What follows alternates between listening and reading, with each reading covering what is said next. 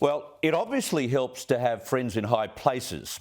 The fact that Australia's Defence Minister Richard Marles was able to hold a meeting with a high-ranking Chinese politician at a defence summit in Singapore yesterday says a lot about his experience in the company of Chinese officials. Now, you'll recall that it took a little bit of investigative digging by the Australian during the election campaign to find out that the former deputy opposition leader had met with Chinese embassy officials 10 times in the past 5 years.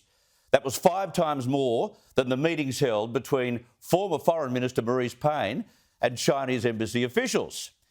So there's probably a very good argument there to allow ASIO access to the Defence Minister's diary to at least determine whether any of those he met over those past 5 years are a national security concern. But that argument is for another day.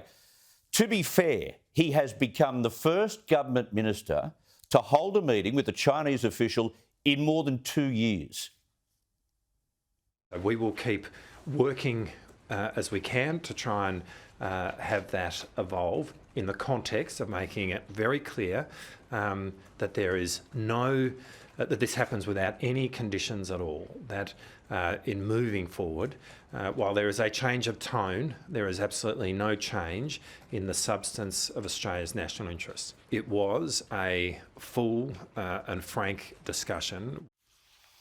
Now, as I understand it, this was not a planned meeting, so it's not a bad score by Richard Marles, although the newspaper headlines today, following the meeting, they were a little overexcited.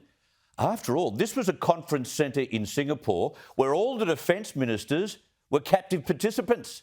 They could hardly run away from an approach by any of their opposite numbers and refuse to converse. Plus, I'm quite sure having a meeting with the Chinese defence minister is not a key to restarting trade between the two countries. But it's contact. To be fair, it's face-to-face contact, which is a breakthrough after we've been copping Beijing's cold shoulder for more than 2 years now.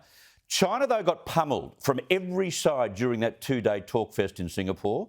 The Americans, well, they didn't appreciate that so many Allied aircraft had been lasered or intimidated in the air recently. PLA fighters have conducted a series of dangerous intercepts of Allied aircraft operating lawfully in the East China and South China Seas.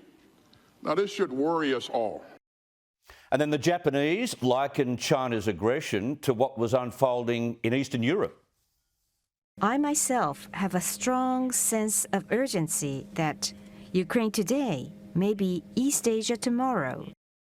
And prior to Marles's breakthrough meeting, he too was keen to register Australia's protest over what China was up to in our region. Chinese militarisation of features in the South Chinese Sea needs to be understood for what it is: the intent to deny the legitimacy of its neighbours' claims in this vital international waterway through force. Now, the way I read this is the Chinese Communist Party will not appreciate being lectured to by those nations. And losing face that way would have angered Beijing. But it had to be said, all of it. While all those who addressed the summit, including the Chinese, called for a more collaborative approach in the region, there seemed to be absolutely no backing down on the elephant in the room, which was Taiwan. And the stakes are especially stark in the Taiwan Strait. Our policy is unchanged and unwavering. It has been consistent across administrations. And we are determined to uphold the status quo that has served this region so well for so long. If anyone dares to secede Taiwan from China, we will not hesitate to fight. We will fight at all costs, and we will fight to the very end. No retreat there from either the US or the Chinese side on their military plans if China makes an aggressive move to unite the mainland with Taiwan. Now, that kind of adamant, hawkish talk, well, it's not just dark, it reaffirms suspicions that sooner or later the Taiwanese issue may very well lead to war, a war Australia is obliged to engage in.